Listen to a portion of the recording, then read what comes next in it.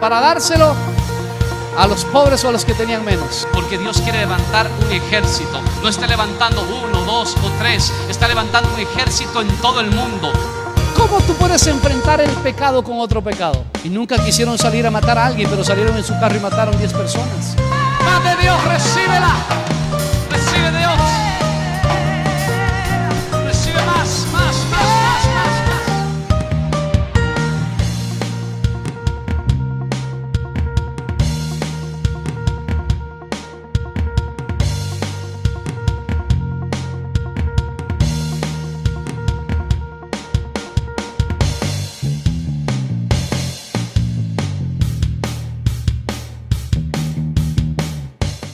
La palabra del Señor dice así, Ruth capítulo 1, versículo del 1 hasta el 5.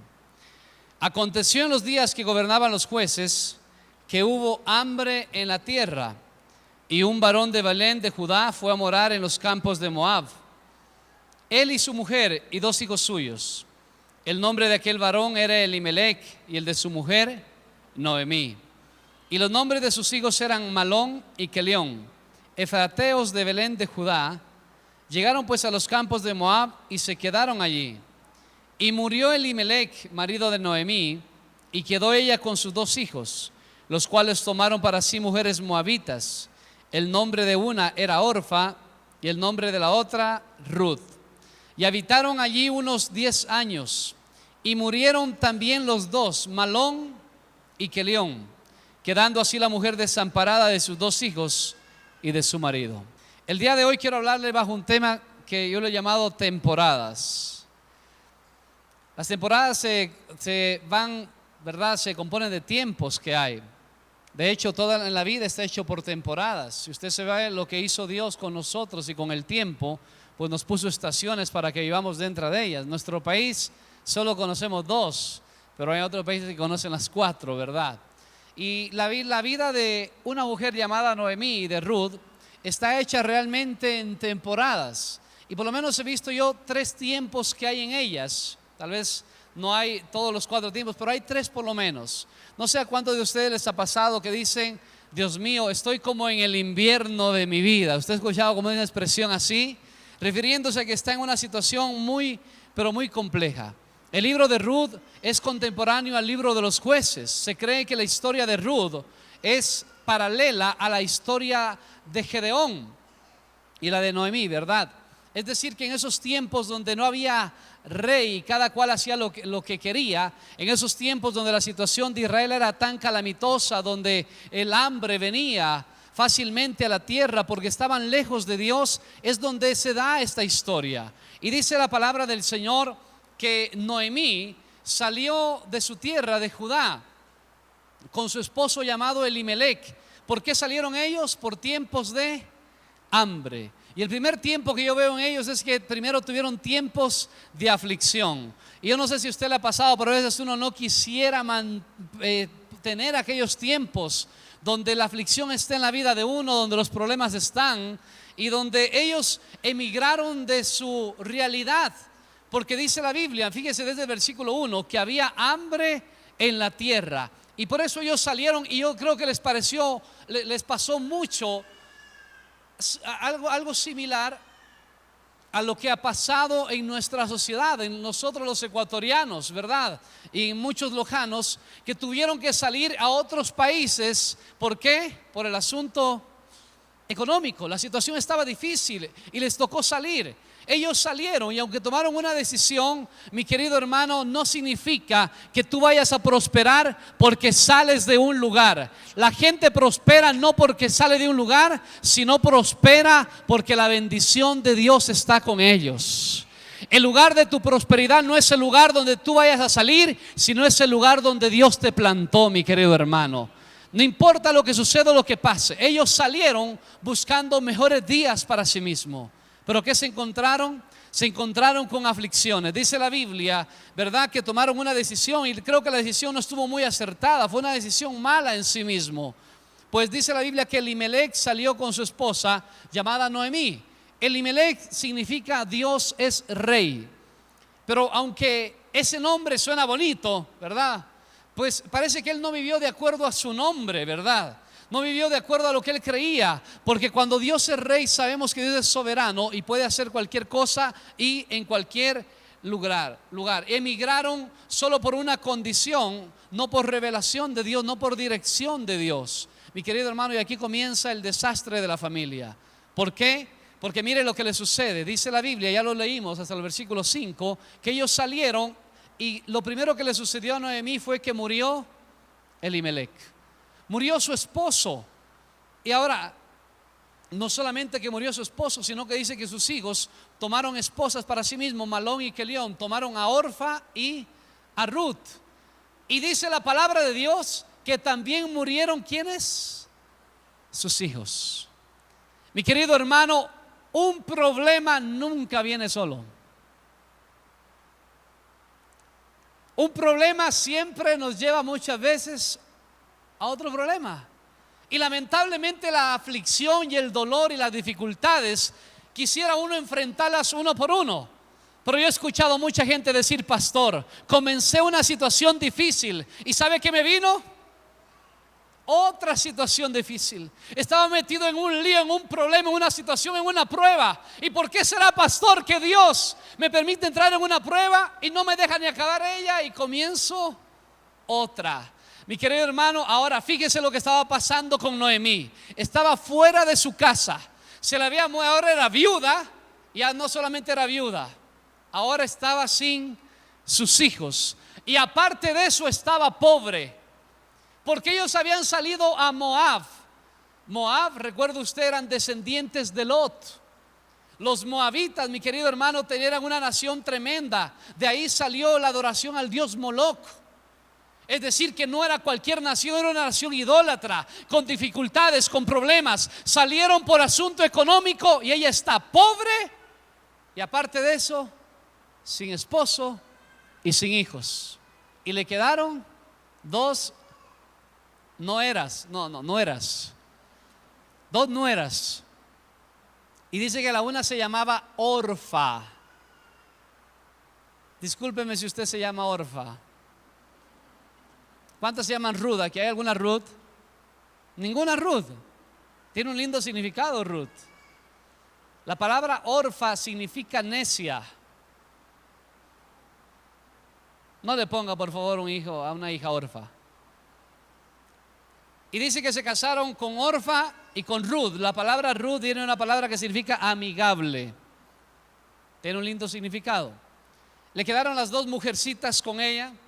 Pero me imagino que todos comenzaron a hablar, porque en una sociedad machista donde quedan solo mujeres, imagínese usted, pobres, sin dinero, en tierra extraña, la gente comenzó a decir: oiga, Orfa no tuvo una hija ni un hijo, Ruth no tuvo. Ellas alzaron otra vez su voz y lloraron.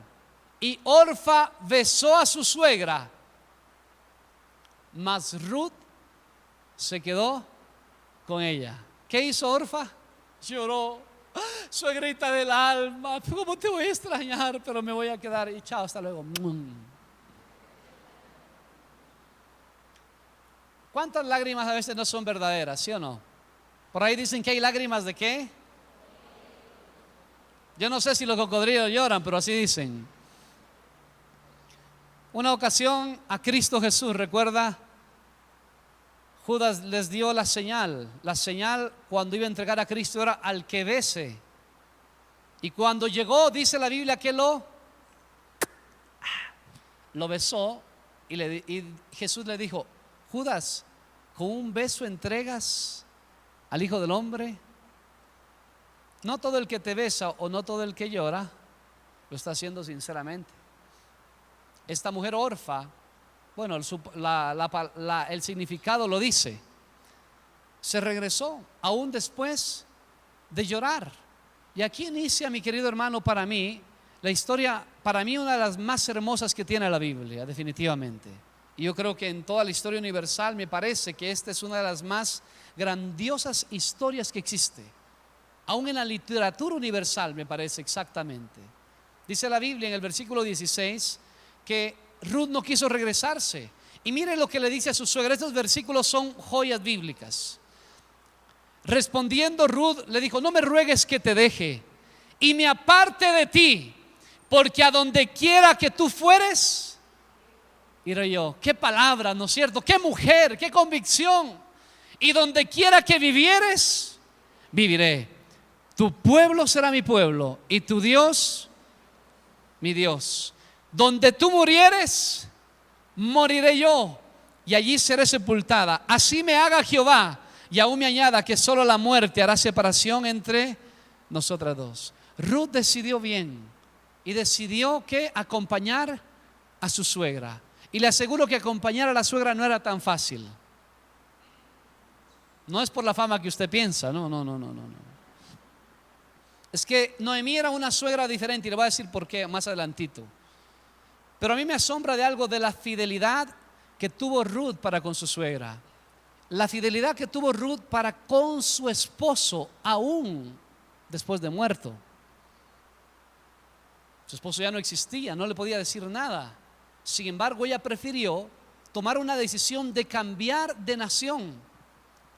Yo no sé cuántos de ustedes han vivido en otra nación por varios años, pero vivir en otra nación no es tan fácil.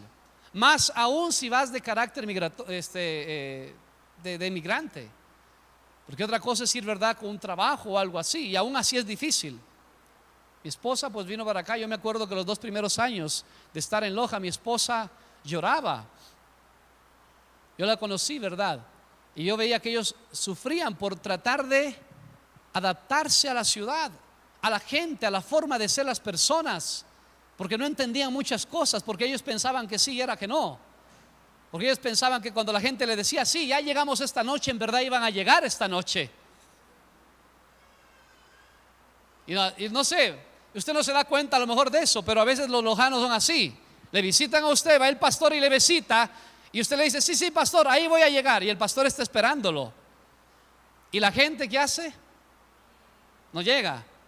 Los que son pastores me entienden, ¿verdad que sí? O los que son líderes de hogar de bendición. Cuando una persona sale de su país, y más en el carácter que ellos salieron, la situación se pone compleja. Yo he estado ministrando en otros países donde hay latinos que son migrantes y que viven en una condición que realmente en su país nunca lo vivirían. Esta mujer llamada Ruth tomó un riesgo, porque déjame decirte que ser fiel a alguien siempre toma riesgos. Ser fiel a la suegra, aún más. Fíjense que no he dicho nada de la suegra y ustedes se ríen. No sé por qué se ríen cuando hablamos de las suegras. Me hicieron acordar de un tipo que estaba, ¿verdad? La suegra casi se estaba muriendo así, y ve por la ventana una naturaleza tan hermosa, y la suegra comienza a decir: qué linda naturaleza, miren los pajaritos. Y el hombre dice: suegra, no se distraiga, viendo el túnel.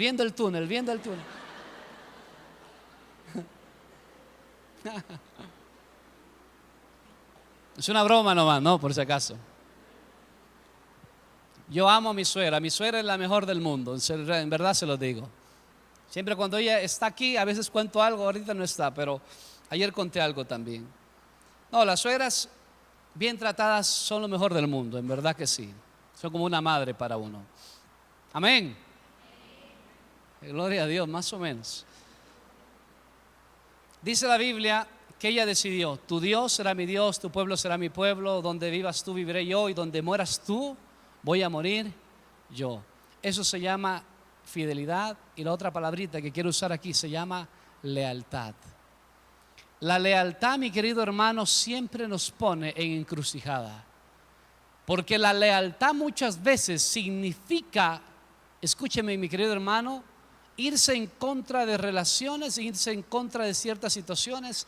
Para ser leal se necesita decidir. Escúcheme, no hay lealtad sin decisiones.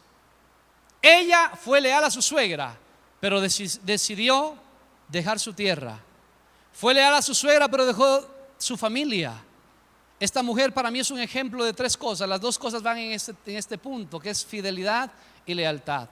Cristo, cuando habló acerca de la lealtad, nos habló de esto, que en ocasiones la lealtad nos va a costar relaciones, ¿verdad? Y amistades. Todo en esta vida tiene su precio, mi querido hermano. todo, absolutamente. No hay nada que no tenga precio. Pastor, la salvación es gratis, cierto, pero a Cristo le costó el precio de su sangre. Lo que usted tiene puesto el día de hoy, usted lo debe haber pagado o alguien lo pagó. Todo tiene precio, y aún más lo que en verdad vale.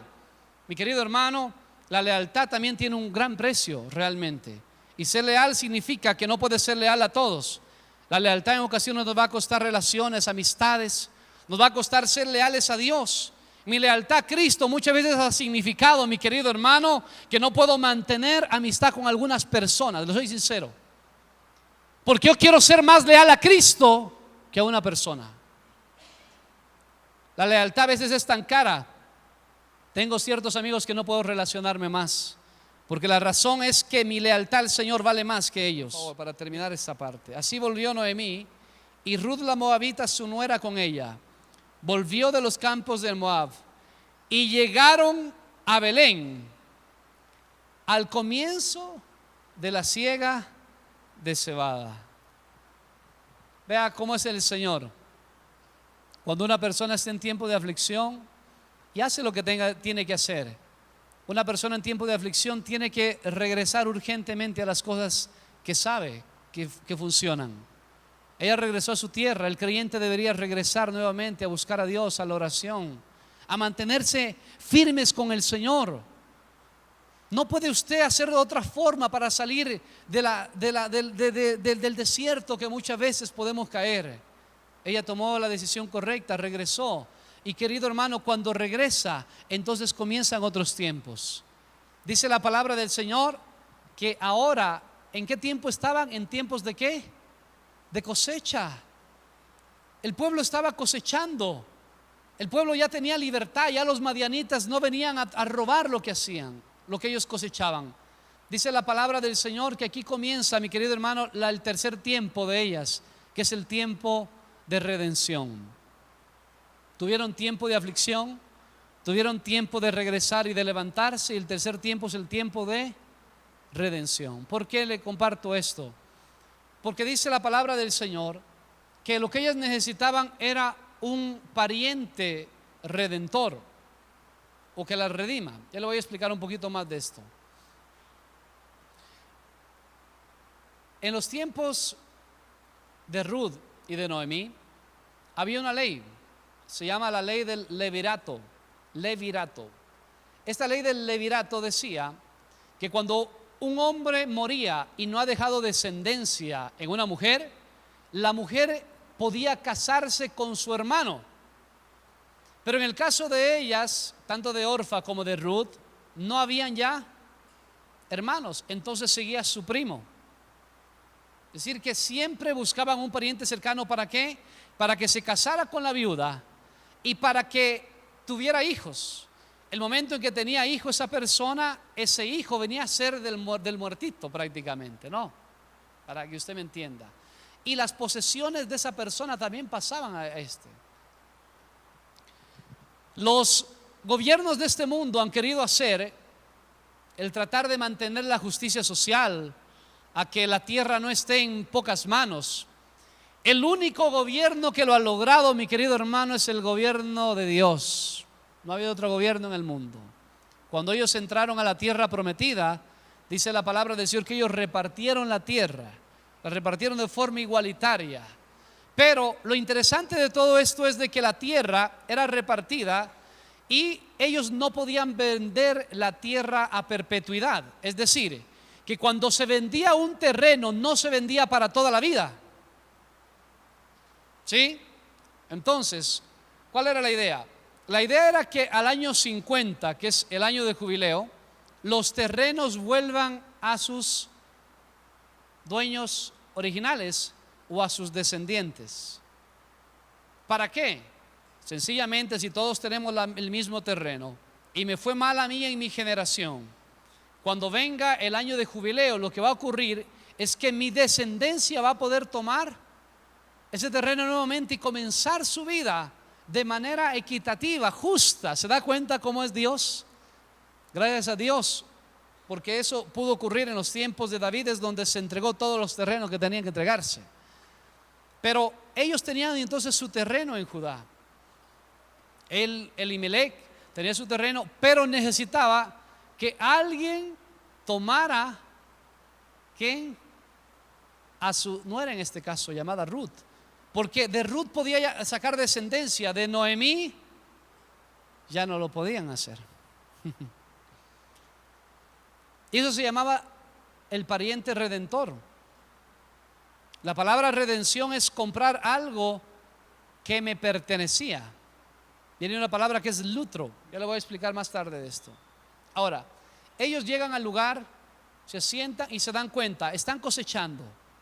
Entonces, cuando están cosechando, Ruth le dice a su suegra, suegrita querida del alma: estamos muriéndonos del hambre aquí, por favor déjame salir a recoger las espigas que caen detrás de aquellos agricultores que estaban tomando las espigas de aquella cosecha. También había una posibilidad para los pobres y menesterosos de que cuando una persona tomaba, ¿verdad?, la cosecha y a ellos se les caía por ahí, ¿verdad?, una cebadita o algo, no podían regresarse a tomarlo. Eso dejaban para la gente pobre. Y dice la Biblia que Ruth le dijo a Noemí: déjame ir a espigar. Y él dijo: anda. Y cuando ella se fue, por esas diosidencias, no coincidencias, sino las cosas que Dios hace, llega a la tierra donde estaba su primo llamado Boz. Boz. Y cuando llega ahí donde Boz, dice la Biblia que ella trabajó todo el día y Boz se dio cuenta y preguntó y dijo: ¿quién es esa mujer? Y le dijeron: es Ruth la moabita que vino con Noemí, tu pariente. Ah, es mi pariente. Y ella le dijeron: por favor, le dijo a los criados, no la molesten, denle lo que necesite, el agua que necesita. Y dice la palabra del Señor que inclusive a algunos les dijo que dejaran caer un poquito más de lo normal. ¿Para qué? Para que ella recogiera. Ya Boz la miró a Ruth.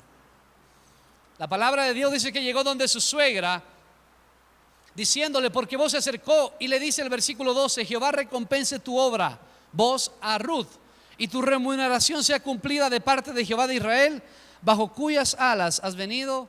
Se lo explico en palabras nuestras: Ruth le pidió matrimonio a Boz. Ezequiel capítulo 16, versículo 6 en adelante habla acerca de sobre extender el manto. Extender el manto era decirle: quiero someterme a tu cuidado, quiero que te cases conmigo. Qué atrevida, ¿no? ¿A cuántos les pasó eso? Que su esposa le pidió matrimonio. Levante la mano sin miedo. Nadie, solo a mí.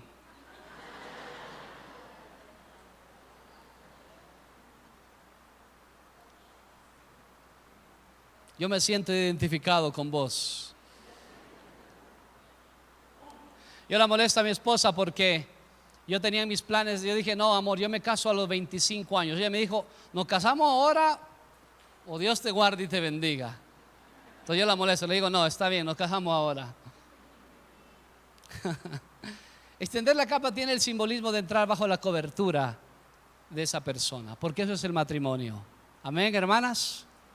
Entrar bajo la cobertura de un hombre que te va a cuidar, que te va a guardar, que va a ser responsable de ti. Eso es lo que significaba: quiero entrar bajo tu cobertura. Y mi querido hermano, la redención aquí se parece, y te voy a decir que eso se parece un poco absolutamente a lo que hizo Cristo con nosotros. Cuando una persona entra bajo la cobertura de Cristo, debe aprender a someterse a Él. Ella le estaba diciendo: voy a ser la mujer sometida que tú estabas buscando. Según la tradición judía, yo lo investigué en el diccionario y le voy a dar un dato más al final. Y Lockhart dice algo que es importante. Dice que este hombre no estaba casado, lo primero. Y lo segundo, que Boz tenía 80 años de edad y Ruth tenía 40.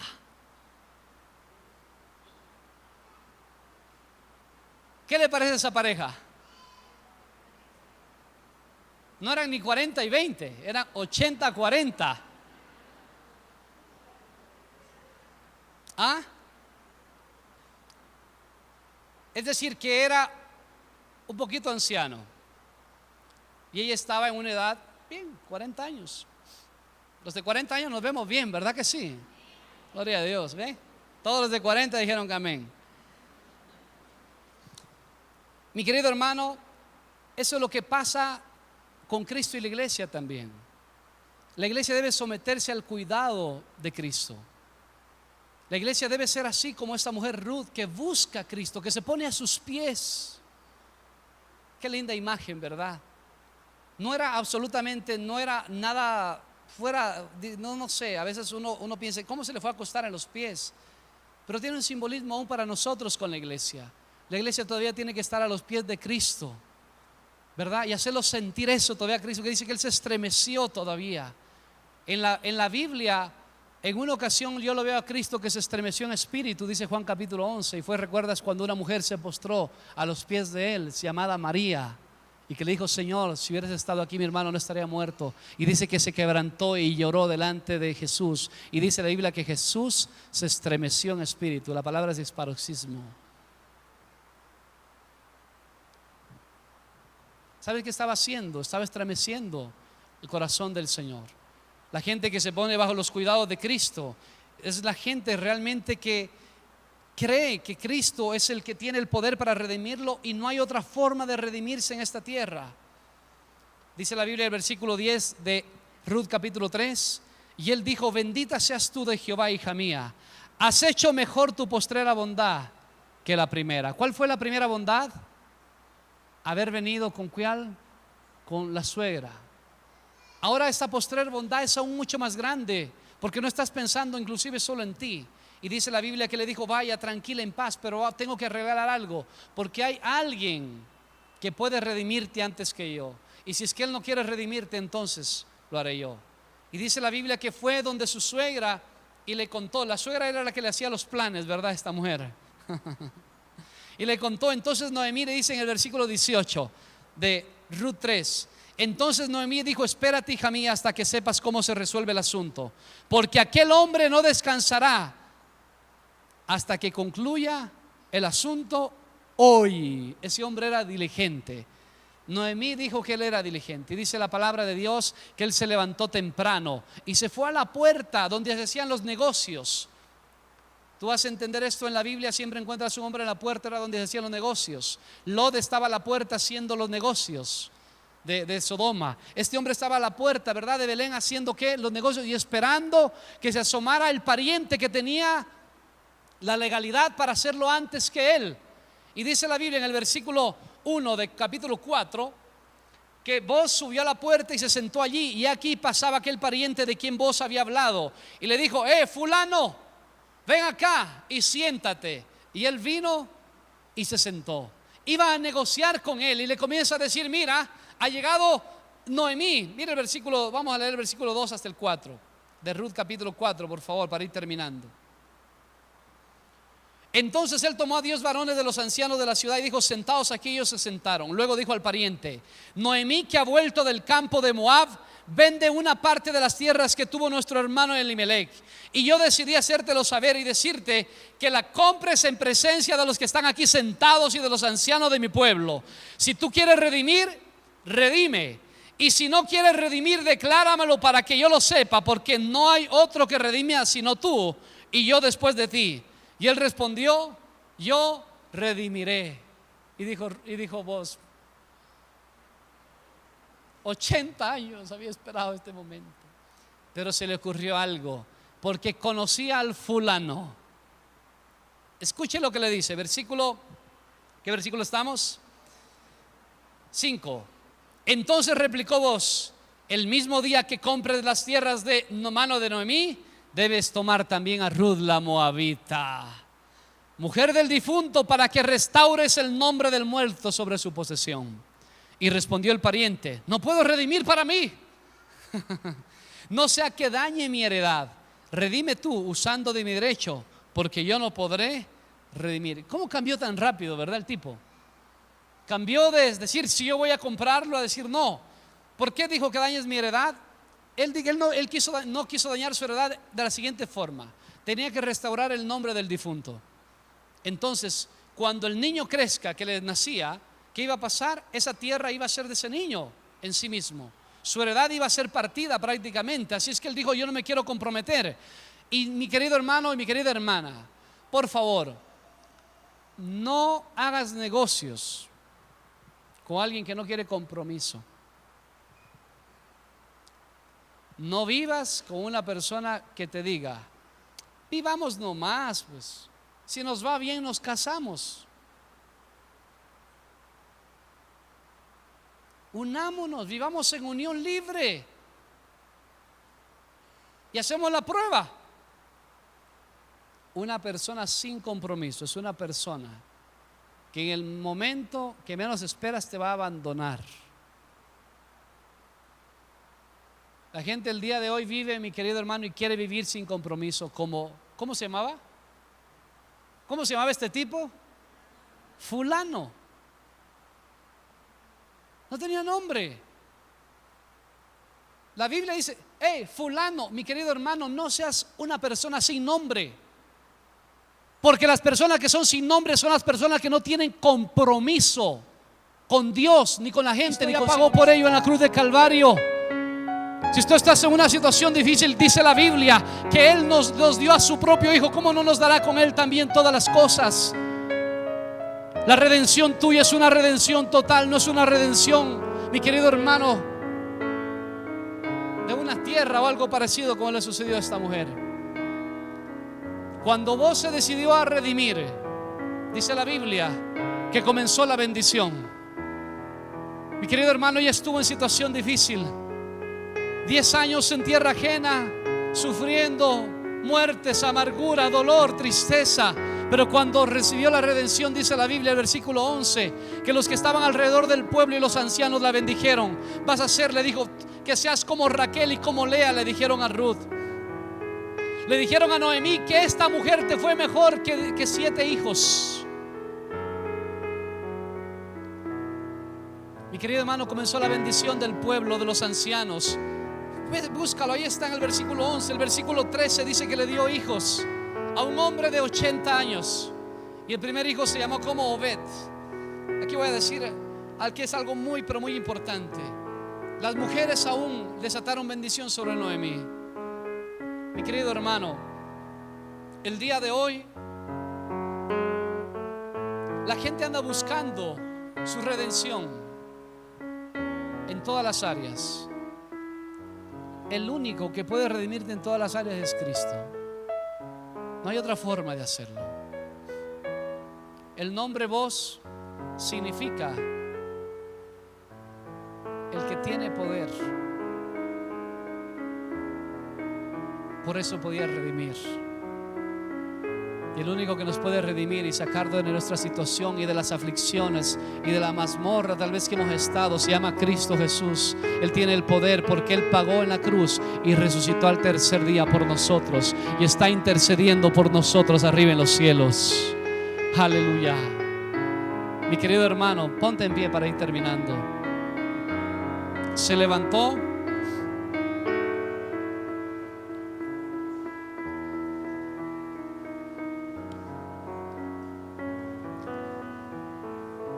Dice la Biblia que el hijo se llamó como Obed.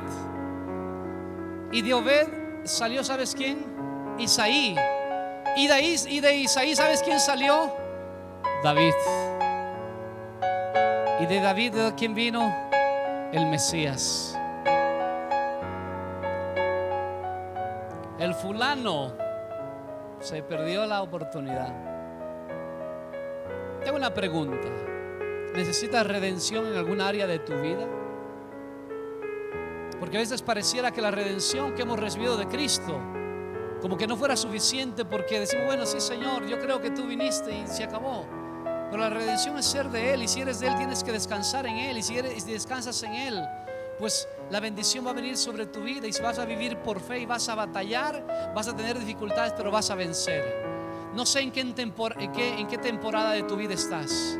Si es en tiempo de aflicción o en tiempo que tienes que levantarte, dejar, mi querido hermano, la crítica, la queja, la murmuración y decir, Señor, yo hoy me levanto en tu nombre, en el poder de Dios, y voy a regresar a ti y voy a buscarte a ti y voy a entregarme a ti para que tú hagas la obra en mi vida. Sabes que Dios pone las cosas y pone aún personas sobre la vida de otras personas para que les bendigan. Te cuento la parte triste de la historia. Esto no está en la Biblia, eso es tradición judía. Nuevamente este autor George Lockhart dice que él, Boaz, llamando Boaz al hombre Boaz, conoció a Ruth, que Ruth quedó embarazada, y el siguiente día dicen que Boaz murió. No sé si es cierto esta historia, eso es una tradición judía. Pero cualquiera que haya sido la situación, aunque Boaz hubiera muerto, Dios lo tenía preparado con un propósito en esta tierra. Qué tremendo, ¿no? Lo que te estoy diciendo. Él tenía que redimir. Y te digo que el que nos redimió tuvo que morir para redimirnos también, y dio su vida por ti y por mí. Levántate en esta mañana en el nombre del Señor. Como dice el libro de Isaías, levántate y resplandece porque ha venido tu luz. Cierra tus ojos y levanta tu mano al cielo, Padre.